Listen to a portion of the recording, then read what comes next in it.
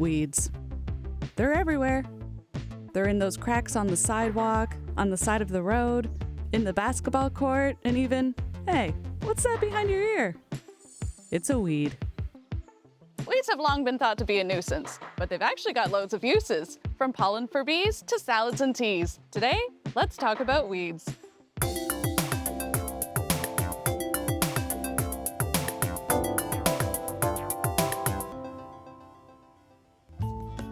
I've always been curious why we don't treat weeds with more respect. Are they actually ruining our yards, or are they just really good at doing their jobs? Meanwhile, we treat them like they're garbage. Well, I want answers. And to teach us, we're gonna speak to flower shop owner and plant expert, Neville MacKay. Neville's a bit of a celeb here on the East Coast as the owner of his flower shop mainstay, My Mother's Bloomers. So we decided to give him the full celebrity treatment by taking him to my friend's weedy backyard. Hi, Neville. Hi, honey. How are you? I'm great. How are you? Great. Thanks for having me. This is super. I'm really hoping you can answer some questions about weeds. We'll see. What do you want to know? Everything. What exactly makes something a weed? I feel like the lines are blurred a lot between weed and wildflower, or even just a normal flower. Like, what makes it a weed? Weeds are just things that have arrived where they shouldn't be. So every plant, every flower can be a weed if it's growing where you don't want it to be. Right. So it can be the most expensive, glorious, unusual orchid, but it's growing there where the potatoes are. Right. Then it's a weed. Oh, and the star of the weed show is, of course, The dandelion. You may recognize it from its bright yellow flowers with up to 300 petals, which grow on a single leafless and hollow stem that's, ooh, milky. The leaves are long and zigzaggy and grow around a big old taproot. It's edible from top to bottom, and when blooming is done, the flower head turns into the fluffiest firework you ever did see. Kaboom! speaking of dandelions, do you know where that name came from? Well, dandelion is such a mispronunciation of the word because it actually came from dandelion, which is lion's tooth. Because of the shape of the leaves, it was like a lion's tooth. Oh, that makes sense. Is it native to Canada?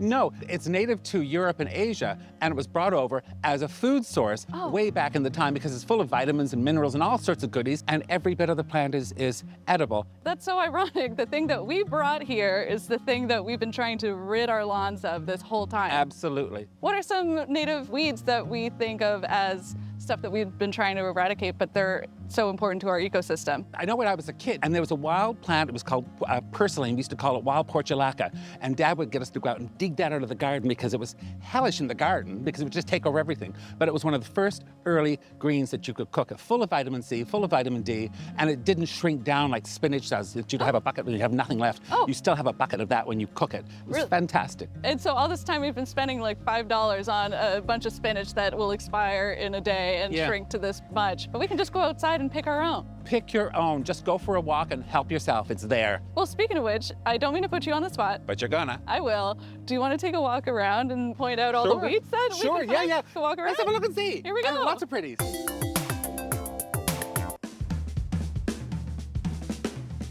This garden is just full of all sorts of goodies. Look, just here at my feet, plantain.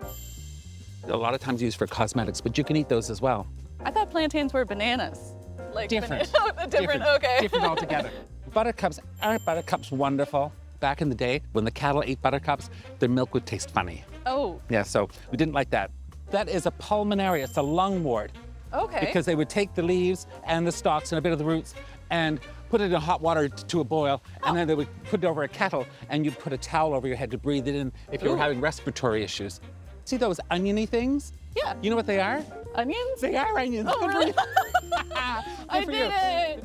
I know those are forget-me-nots. All they want to do is bloom, and they're so lovely. Goutweed. You can eat this as well. It's a bit on the bitter side for my liking. I don't really care for it, but it's the sort of thing we would always see growing around outhouses. Here's some chickweed right here.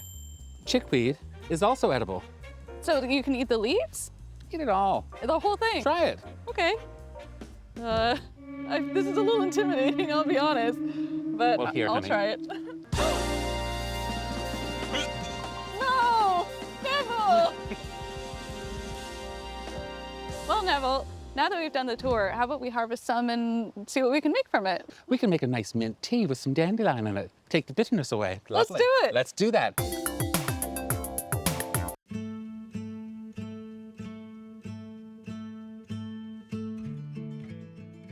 What are the steps to making a Neville-approved dandelion tea? It's really difficult, so pay attention. Oh, okay? no. It's so difficult. So you just take the heads of the flowers and you just drop them on. Make sure it's clean, that there's no sluggy bugs on it or bugs or... Sluggy bugs? Yeah. Is that and what you call them? Well, you know, I call them nightmare fuel. I call them yeah. many things. However, for our purposes, we'll call them sluggy bugs. Okay. And just make sure that's good and clean, rinsed off well, and put that in nice, clean water with a little bit of mint. Put it in some boiling water, let it steep for a little while. Have a cup. You make bouquets and floral arrangements for a living. That's your job. I do. Very jealous, first of all, but what can we do with dandelions in that kind of universe? I love dandelions. The seed pods are super in flower arrangements, but the sad thing about them is that they're gone. Yeah. But you can preserve these so they do not go away. Oh. So cool. Make sure you get ones that haven't popped yet, so they haven't popped open yet, so the seed pods are there. Got the it. seeds are ready to pop, but they haven't popped. Okay. And get a good wire, a nice sturdy wire. And because the stems are hollow, you can just run the wire right up the stem, right up to the head of the flower. Okay. So it doesn't come through the top, but Yeah. just to the top. You take a cup of really hot water, and you submerge the whole thing and leave it there for about 10, 15 minutes. Okay. And when that's done, take it back out and put it in a vase, let them dry. Oh my gosh. And that's it. So they'll just like And they explode will, on their after own. a few days, they will pop open and do that. I know. Oh my It's so cool. God. It's so pretty to mix that in with some grasses and some fresh flowers. Just think about daisies in the fall, how pretty that would be. I Just love have that. a vase of that with some different grasses and some of these dandelion puffs. You have this flower store, you have all this knowledge. What inspired you, first of all, to learn about like foraging and, you know, the more wild parts of nature? Well, do you know, I grew up in the country, and my mom and dad taught me so much about nature and what's really important. I learned to count from flowers, the wild ladyslipper orchids that are here on the east coast of Canada. We used to count them. Dad would say, how many white ones or how many pink ones? And we'd count them as we go along, just drove the car slowly to do that. And he taught us about what you could eat, what you couldn't eat, what's really good for a sunburn, what's really good for a salve if you have a rash or something. So as I came into working at my flower shop and doing all the things with all the flowers from around the world, I learned how all flowers want to do. All I want to do is bloom. They just want to bloom and be beautiful.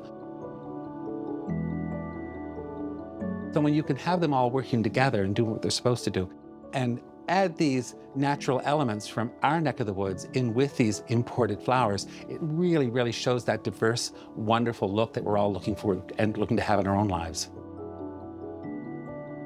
I'm in a position where I'm learning about plants right now, but they literally taught you. Like they taught you how to count. That's part of how you learn. I learned my colors, I learned how to count. My mom took me out in the garden. We used to look in the garden every day, summer, spring, winter, fall. Every night we'd look at the garden to see what was in bloom, what didn't bloom, what's going to bloom, what should have bloomed, what's live and what's dead. End of November one year, I got off the school bus and my mom said, oh, Neville, you must come and have a look. Come and see around the back of the house. Yeah. I've got this lovely flower for you to see.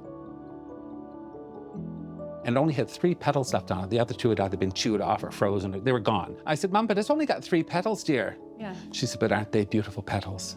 Aren't they beautiful petals? She said, I'd like to think that one day I'll only have 3 petals or 4 petals. But she said, I'd like to think those petals that I'm still important and beautiful. Yeah. And what a lesson that is about the fragility, but the resilience of flowers. Well, Neville, how about we enjoy some of our delicious dandelion tea? I think we need it. Let's have a cup of tea. I think you're right. Let's go.